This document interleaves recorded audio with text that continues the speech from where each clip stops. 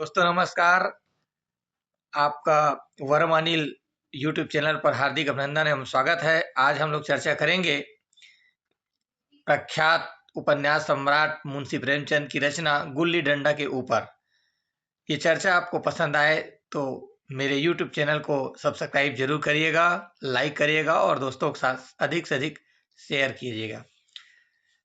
मित्रों, गुल्ली डंडा की कहानी हमारे बच्चों की किताब में संग्रहित है। कक्षा 9वीं के बच्चों को हम लोग गुल्ली डंडा का पाठ पढ़ाते हैं। गुल्ली डंडा जो होता है एक पारंपरिक खेल होता है और इस खेल में ज़्यादा सामान की आवश्यकता नहीं होती है। इसमें सामान्य लकड़ी और छोटा सा लकड़ी का टुकड़ा जिसको हम लोग गुल्ली बना करके खेलते हैं। गांव में किसी भी मैदान पर छोटे से जगह में भी एक गोला घेरा बना करके एक दो मित्रों के साथ भी गुल्ली डंडा को हम खेल सकते हैं। गुल्ली डंडा को लेखक ने सभी खेलों का राजा माना है। कारण यह है कि यह बिना खर्चा के हमारे बीच उपस्थित हो जाता है। कोई इसमें पैसा ज़्यादा नहीं लगता है। सामान्य तौर पर देखें तो हमारा जो अंग्रेजी खेल है, चाहे वो क्रिकेट हो, हॉकी हो, बैडमिंटन हो, इन खेलों में बहुत ज़्यादा पैसों की आवश्यकता पड़ती है, लेकिन गुल्ली डंडा में पैसों की आवश्यकता नहीं पड़ती है। लेखक इस कहानी में बतलाते हैं कि वह जब बचपन में थे तो गुल्ली डंडा खेला करते थे। उनका एक गया नाम का मित्र भी था, वो गुल्ली डंडा में बहुत पारंगत था। बचपन में वो हार जाता था गुल्ली डंडा में, गया उसको पदाता था। लेकिन एक समय ऐसा आता है कि आने वाले समय में गांव छोड़ करके लेखक को शहर जाना पड़ता है, क्योंकि उनके पिताजी को स्थानांतरण मिल जाता है, ट्रांसफर हो जाता है, तो शहर में शिफ्ट हो जाते हैं।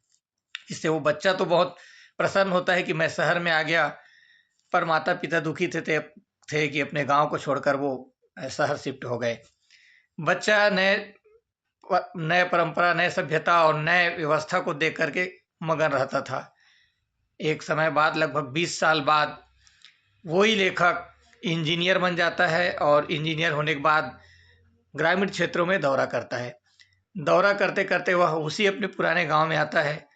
जब पुराने गांव में आता है तो वहाँ अपने गांव को जब वह देखता है तो पुराने मित्रों की याद आती है, अपने खेल की याद आती है, गुल्ली डंडा की याद आती है और वह ढूंढता है, उसकी आंखें ढूंढती है अपने मित्रों को, अपने दोस्तों को, और वह अंततः अपने मित्रों का पता लगा लेता है।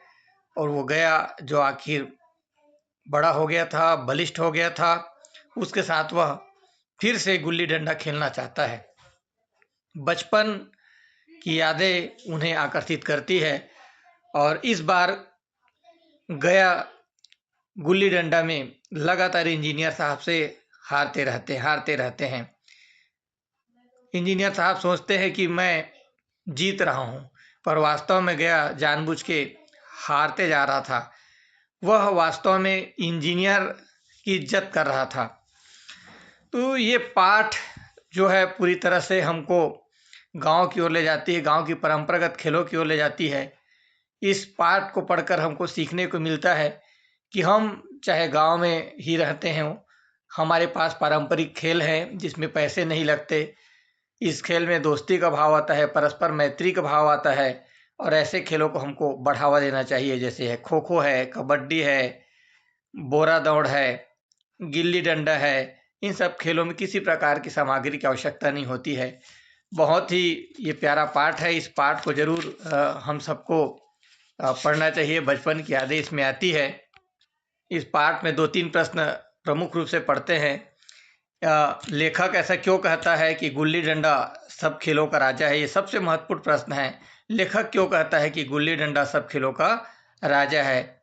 दूसरा प्रश्न इसमें बनता है कि लेखक जो है, उनके पिताजी का ट्रांसफर हो गया शहर, तो लेखक क्यों प्रसन्न था जबकि उनके माता पिता दुखी थे? बच्चों को इनको जरूर तैयारी करनी चाहिए। लेखक जब 20 साल बाद अपने गांव लौटता है तो उस कस्बे में, उस गांव में और स्वयं लेखक में क्या क्या परिवर्तन हो चुका था, ये परिवर्तन भी हमको जानना चाहिए। इस पाठ में लोकोक्ति और मुहावरे हैं जो अति महत्वपूर्ण हैं। बच्चों को चाहिए कि लोकोक्ति और मुहावरे भी तैयार करके रखे। कुछ ग्रामीण पारंपरिक खेलों के नाम भी वो याद करके रखे, और गुल्ली डंडा सब खेलों का राजा क्यों है, इसको ज़रूर तैयार करके रखे। आज के लिए बस इतना ही। बहुत बहुत धन्यवाद। आपको पसंद आए तो इस चैनल को सब्सक्राइब करिए, लाइक कीजिए और ज़्यादा से ज़्यादा शेयर कीजिए। बहुत बहुत धन्यवाद।